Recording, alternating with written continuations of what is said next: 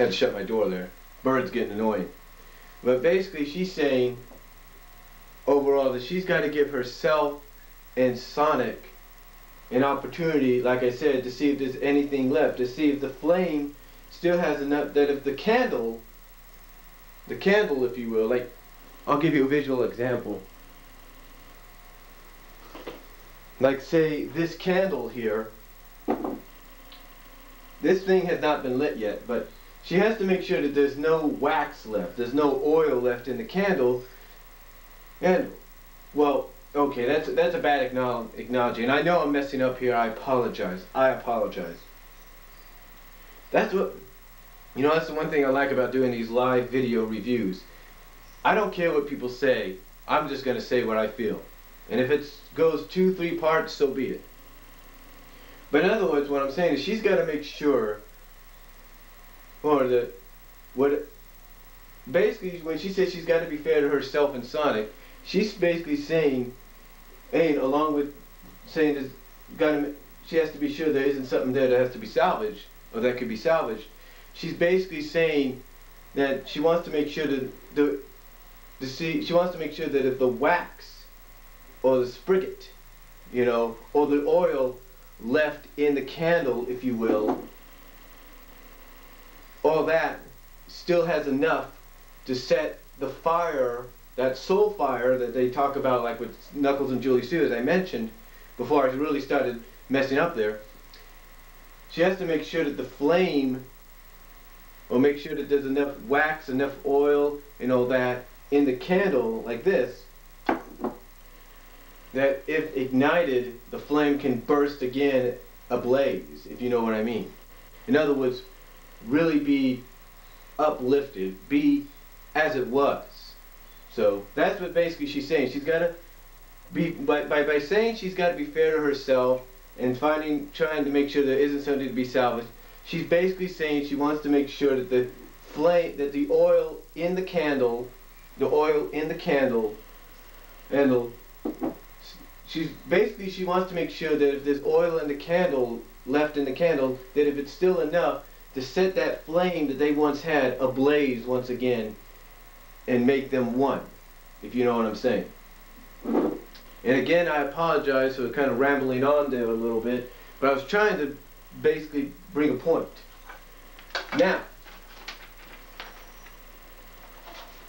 we see Ken basically doing this way, basically coughing to the side, and you see Sally's reaction, like she's wondering if maybe he's a little upset.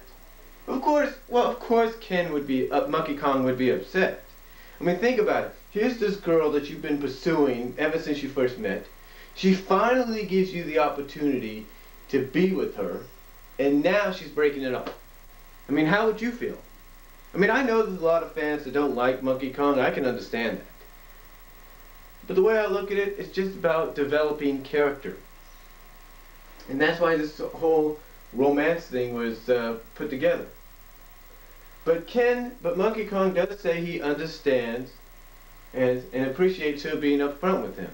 Even though he doesn't like her decision, doesn't like her answer, he still appreciates and respects the fact that she was upfront with him. Now Sally does thank Kong by saying that means a lot to her. But then of course Monkey Kong has to jokingly say, but when Sonic, now he doesn't say if. Now I know a lot of people on certain sites and forums that have reviewed this issue already have said if. No, he doesn't say if. He says when Sonic screws up his chance.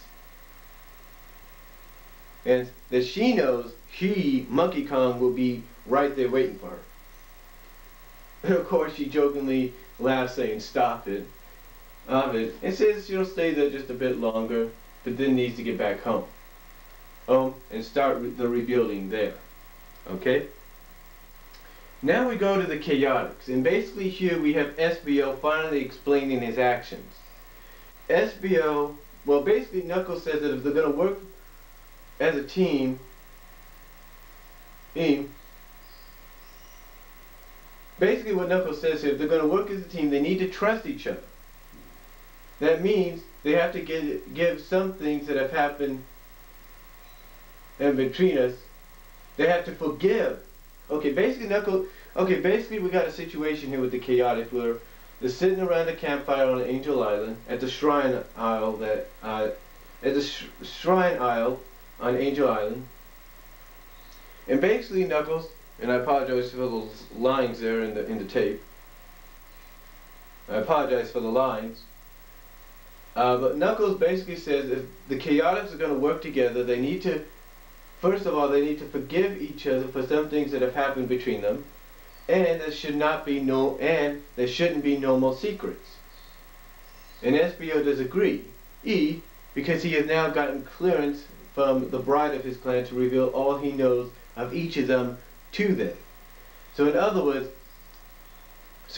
if one of them has a question of, do you know about this, he can give them an answer, or at least give them a partial answer.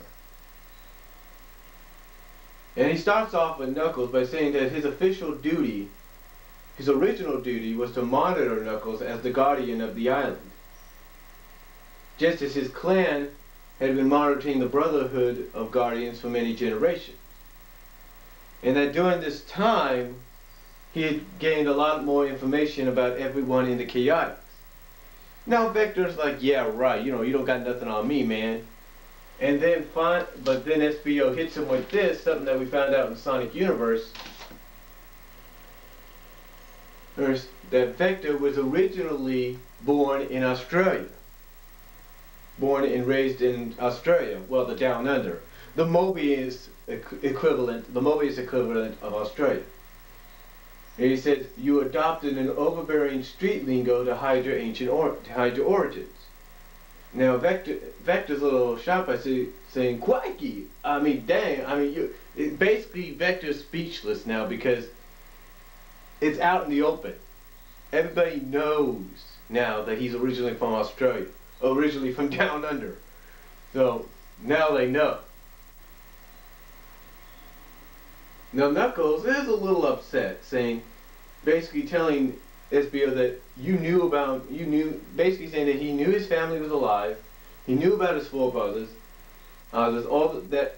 Basically, he's not upset. He's just a little peeved, if you will, at the fact that after all this time, after everything him and SBO have been through as part of the Chaotix from the beginning, that SBO knew all this information about his family, his forefathers, others, and that when he was looking for the answers, he said nothing. Now SBO has to correct him in saying he knew of the existence of the Brotherhood, but never had any real details, and that all he knew about was Knuckles. Now Julie Stu says, if you would have known, would you have told him? But he says it isn't that simple. Now Charmy, of course, I guess because they want him to be the Charmy in the games, wants to know something about himself. And of course SBO and Saffron are kind of looking at each other like, okay, I don't know if this is a good idea, but let's go. They kind of got this worried look, and because basically Charmy is still mentally affected by what happened in the 8th grade, and that's what SBO mentions here. He says that you were once a prince, but Dr. Robotnik destroyed his kingdom and nearly destroyed his mind with the 8th grade. So basically that's why they didn't want to do that. And Charmy's like, oh yeah, like, basically turns his head and says, oh yeah, right. I think I remember all that. So basically, and Saffron, his wife, if you will, says, I think he still needs time. Basically saying, well, basically she's telling SBO, I think he needs time to realize what you're telling him is true. And of course Mighty says, I'll give him a break, Knuckles. He's one of the good guys. And then basically what he's telling you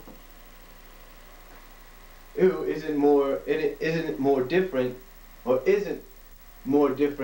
than Knuckles' family hiding secrets from Knuckles. You know what I'm saying?